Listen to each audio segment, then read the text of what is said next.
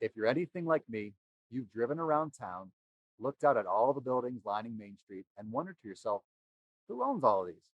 The offices, the retail stores, your local Starbucks, or maybe on the other hand, you've thought about buying a home or two and renting it out, but think the idea of being a landlord and answering broken toilet calls at 2 a.m. isn't necessarily the most enticing proposition. Well, that's where passively investing in multifamily syndication comes into play.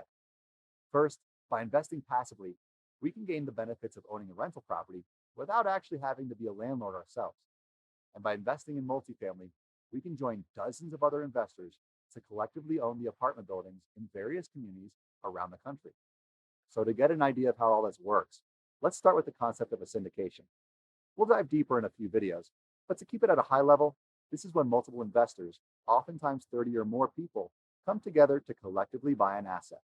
This group of investors come together to put down a down payment on a property, just like you would on a home. Then a lender provides the group with a loan for purchase, again, just like buying a home. In essence, a syndication is a way to buy an asset, just like a single family home, but allows investors to come together to take down larger and more strategic opportunities. In our case, that asset is apartment complexes. By buying such a large property, we are essentially buying a business, not just an asset. In purchasing multifamily properties that are struggling and not keeping an eye on their competitors, we can turn a complex around, provide a great value for tenants, slowly increasing the value of our initial investment. Syndications are organized by the deal sponsors. This is the group of investors who will make the decisions and run the property. Also known as the general partners, this group ranges in size from 3 to maybe 7 people and is made up of professionals who bring a diverse background of expertise, ranging from our asset manager, who handles the day to day, to data analytics and marketing professionals who help keep an eye on our surrounding market and ensure our competitiveness with nearby properties. The majority of investors in a syndication are the passive investors, known as limited partners.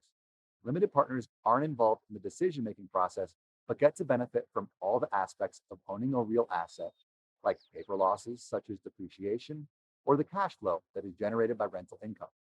And that part is key. Oftentimes referred to as mailbox money, cash flow is the income that you receive, typically on a quarterly basis. As a passive investor, every quarter you receive your share of the property profit. Let's say you invest enough that you end up owning 5% of the entire property.